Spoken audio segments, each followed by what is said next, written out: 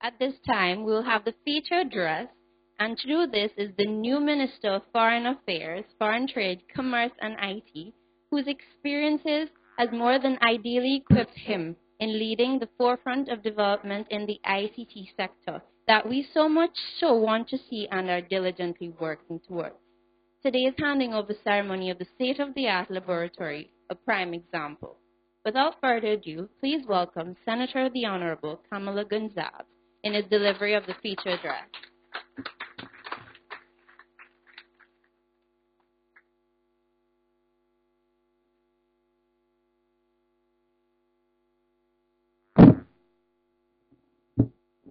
Thank you very much. Good morning. I'd like to thank Ms. Murphy. She always is an excellent master of ceremonies. I think this is the second or third event that she's led us in, but she always sets the bar a little bit too high for me. So I fear many of you are going to be disappointed. She also called me new, and I'm not sure if I'm still new. But if Leslie and Nigel can still call themselves young, I can still call myself new. Protocol has been set, and so I'm not going to list everyone's name again. I would like to single out though Bonnie for the wonderful work done by her artists in that facility. And I hope we all get a chance to see it. And Laura Brown, because she's been mislabeled today as Laura Anthony Brown a few times. And I left Laura Anthony Brown in a meeting before I came here. So I'm pretty sure you're not Laura Anthony Brown. One of the awkward but enjoyable aspects of being a new minister is to come up to these podiums and take credit for something that you had absolutely nothing to do with. The SMART project and this computer lab were conceived well before I ever came to the post. And really, I'm here to take a bow for something that really Apollo Knights at the NTRC and Leslie Jack at Line should be taking a bow for. So I want to give them congratulations. And congratulations, of course, to their respective staff for the wonderful work that they have done. One of my first jobs as a university student, well, my first job as a university student was to give shoes to people in a bowling alley and then to wash their shoes afterwards. But my second job was that I was in charge of the night shift of a computer lab on the university campus. And I was the person that people came to if they had questions and generally supervised the running of the lab. So computer labs have a very special place in my heart. And the lab that I was in charge of was predominantly a Mac lab because the lab was in a school of journalism and communication. So that is where I became familiar with Apple Macintosh computers and with their use. And that is why I am particularly glad that this lab, of the 35 computers, 15 of them are Apple iMac computers of the best quality. They're 27-inch Macs, and they have an excellent software package on them. It's very difficult for the government when we get money from the World Bank or other donors to buy a Mac. Because in the minds of the bean counters, one computer is just as good as another. And Macs cost more money than PCs, by and large. So if you look at the data for this project, we've spent $334,000 roughly on this lab. But 180 of that 334,000 is on the Macs and their software. You can't get that done if you're going to a bank for grant funding. They'll simply say, well, you could buy twice as many Lenovo's. and people are just as well off with a Lenovo as a Mac. Well, as a Mac man, I can tell you that's not true. But beyond that, Apple computers, and this is not to slight the Lenovo's there because they're excellent computers as well. I've had the opportunity to tour the lab before coming here. The Apple computers are user-friendly, they're accessible, and they are the platform upon which most of the mobile applications are taking off today. iOS, which is what powers the iPhones and the iPads, is one of the leading software platforms, and a software platform from which other applications migrate. So it may start as an iPad application, and once it becomes popular, becomes something that you can download on Android or Windows operating system and so on. So it's very important to have Macs in the lab so that you can develop your mobile applications, which is one of the goals of this lab. And it's also important to note that these computers are not simply for the development of mobile applications. I've had a chance to play with them. The software package on the computers is excellent and goes beyond mobile application development.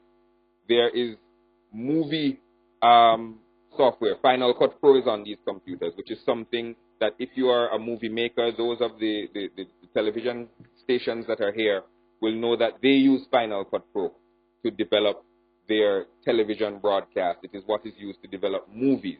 So if you think visually, it's important for people who are interested in the visual arts to check out this computer lab. It has on it Adobe InDesign, which if you work in the publishing business, if you have a magazine or a newspaper, there are only two programs used for the page layout, and it's either InDesign or something called Quark Express. You have that software at your disposal now. So programming, yes, very important. Cybersecurity, the associate degree, very important. Application development, very important.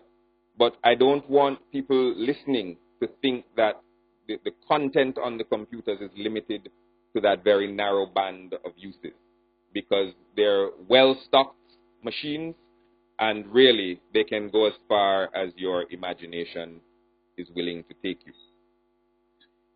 The SMART program, a lot has been said about it already, and this lab is just one component of that project.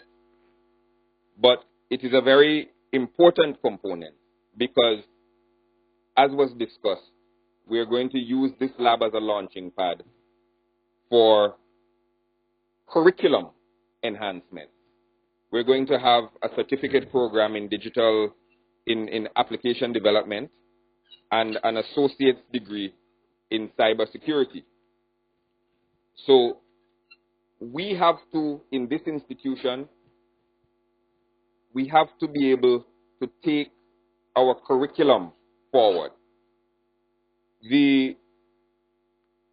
Without knocking the CXC in any way, and the curriculum that exists for CXC, it's very important that we become leaders in curriculum development and not followers, because the drivers of mainstream curricula sometimes miss very important things on the margins, and sometimes they lag slightly in what is in the identification of new talents and new skills that we can develop as a people to lead to your own personal or professional development, and of course later on for national development.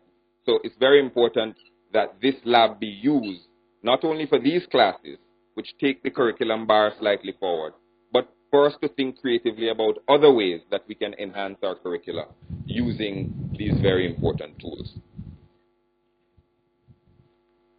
Nigel spoke about the fact, something that I have spoken of a lot too, that we are not producers of digital content, we're consumers. All of us here go online, We have access to the internet, one shape, either here or at home. Maybe on our computers, our laptops, our tablets, our smartphones. And we consume information. We go on Facebook. We consume the information that exists on Facebook. We go on to websites, whether it is to read news or to gossip. We are consuming the information that is already there. We go on to YouTube. We consume the information that we see on YouTube. There are various apps that we download for our phones or our iPads. We consume that information. But there is very little production. There's very little that we are producing on the other side of the thing. So we have a digital content deficit here in Saint Vincent and the Grenadines, where if you take out music that we produce digitally, which is important, thank you, Marla, and you take out maybe this very same selfies that you take on your pictures and you export those onto the internet. Beyond that, almost all of the digital content within the borders of Saint Vincent and the Grenadines comes from somewhere else. Almost all of the apps on your phone, if not all of the apps on your phones and tablets, come from somewhere else. They were designed by someone else, using someone else's visual aesthetic, using someone else's cultural preferences, using someone else's intelligence. And the profit is going to someone else. We have to, if we're going to be a modern society, we have to reverse or balance that digital content deficit. This is the beginning of that attempt to address and redress the digital content deficit.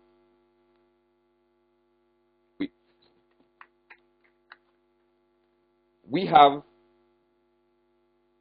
still a digital divide that exists on two levels. There is a digital divide between the developed world and the developing world. People in the developed world have more access to information and internet technologies than people in the developing world. That's one. And then within Saint Vincent and the Grenadines, there is a digital divide, where people who are more affluent have greater access to the internet, greater access to digital services, than do people who are less affluent. So, one of the important things in the SMART project is not only the lab, which people have spoken very, very eloquently of, but that other component where 340 people of lesser means are going to be able to get internet at $10 per month through line. And I'll get back to that in a minute. But when we talk about where we stand, Saint Vincent and the Grenadines, where does Saint Vincent and the Grenadines stand in terms of this digital divide? I have been reading, I know no one is going to listen to my budget address, so I'm going to give you a preview of my budget address here since I have a captive audience. There's a document that I'm reading from the International Telecommunications Union called Measuring the Information Society, 2013. And it has a number of very interesting things in it about Saint Vincent and the Grenadines. I'm going to give you some of them in brief. That document has something called an ICT Development Index, where it ranks the countries of the world according to their status, their ICT development status. The good news is, within the Caribbean, Saint Vincent and the Grenadines is third, behind Barbados and Antigua and Barbuda. And in the entire Americas, Saint Vincent and the Grenadines, that is from Canada, the north, all the way down to Argentina. Saint Vincent and the Grenadines is 10th.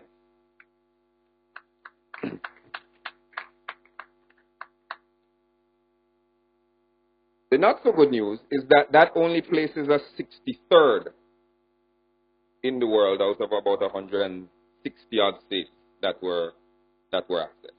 Not bad, but certainly a great deal of improvement to make. When you look at something called the access sub-index, where they pool these things in a group, your fixed line connections, your mobile connections, your bandwidth, the number of houses with a computer, and access at home. We're still third in the Caribbean, and we move up to 52nd in the world. But then we begin to slip. When you look deeper at the numbers,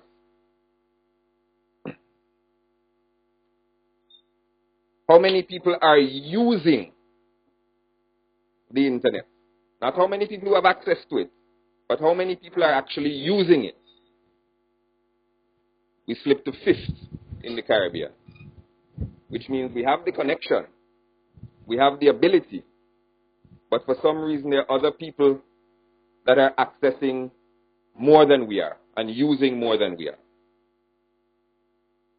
And when you read the document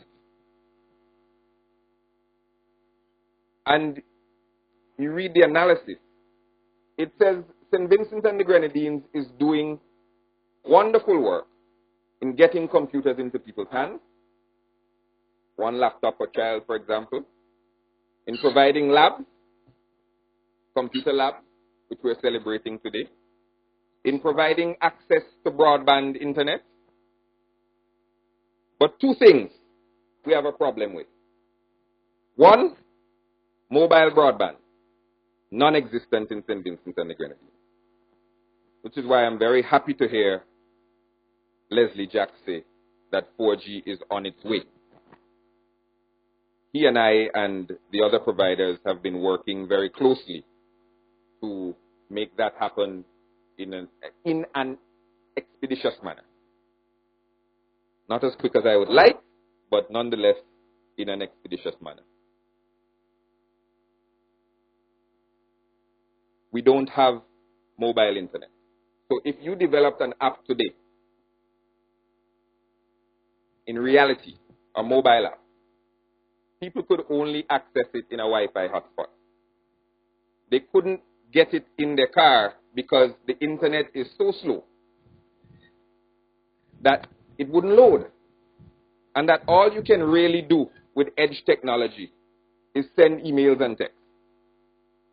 So it is important for us to develop that our colleagues in the private sector, the providers, provide us with mobile broadband internet.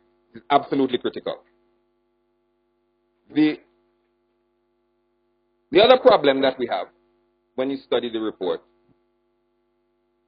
is that we pay more for our broadband than almost anybody else.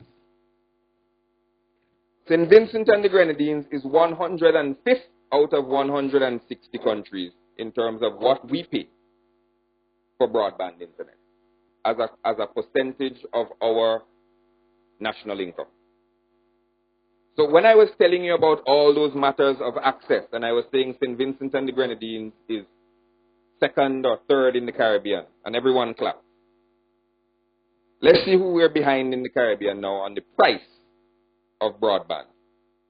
Trinidad and Tobago, the Bahamas, St. Kitts, Barbados, Antigua, Dominica, St. Lucia. We're 8th. I have been saying from my first day as a minister that our internet is overpriced and underpowered.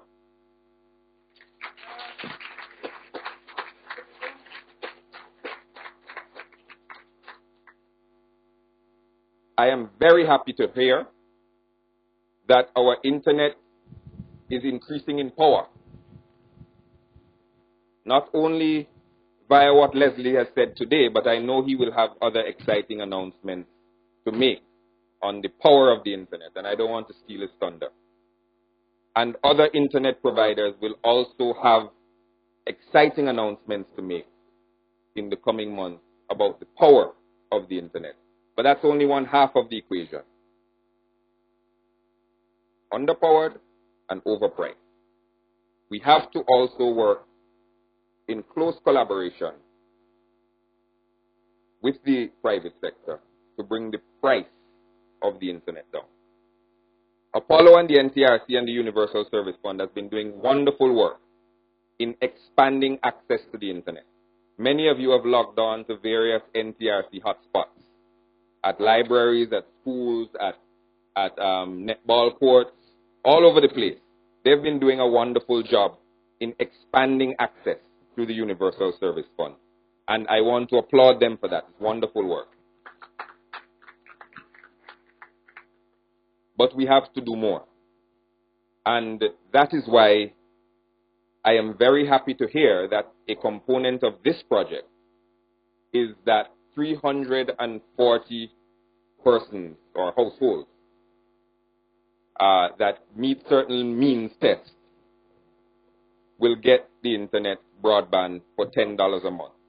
To understand how important that is, I logged on while I was sitting here on an NTRC hotspot and to see what Lime was selling broadband for according to their website. And according to their website, I don't know if the information is current, but according to their website, the basic broadband package is $90 per month. And this package is letting you access for $10, which is why it is beyond me that the NTRC can advise me that the package is undersubscribed, that less than 100 of 340 households, and I won't tell them how much less because it's embarrassing, but less than 100 of 340 households have yet to take advantage of this program. Now, that says to me, either they already have internet, they already have a faster internet than the basic internet, or we are not publicizing this information well enough about this access.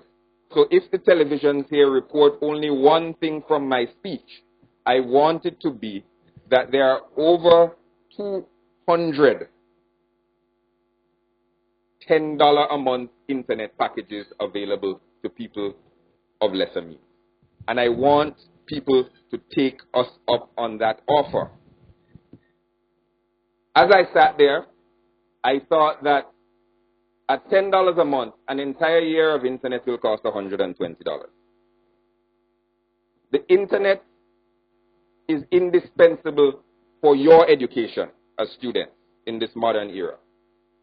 So what I will say to get the ball rolling, that the first 10 students that don't have internet access at home and who meet the means test, your internet is on me for the next year.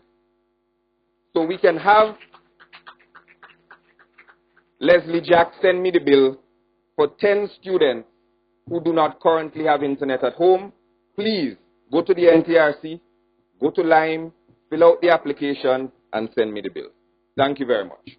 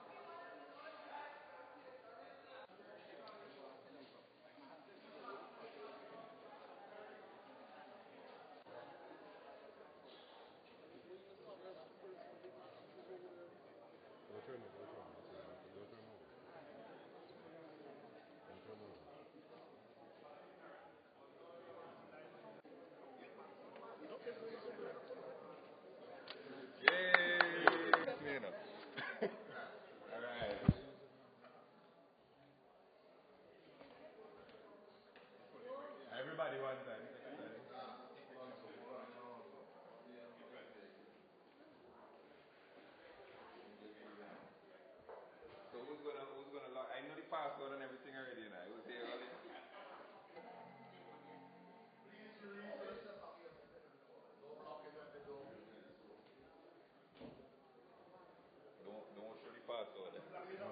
Nah, the pass was that though. Yeah? Nah, the pass was that though. I came early. So the start of them doing that.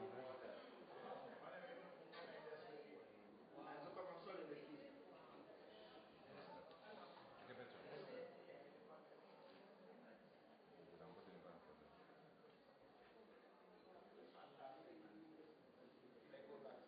Lance.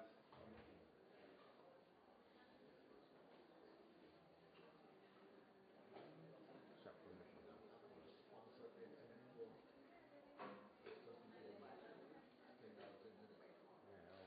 Yeah, I think we could get together and pay for this thing, man. We could pay for people.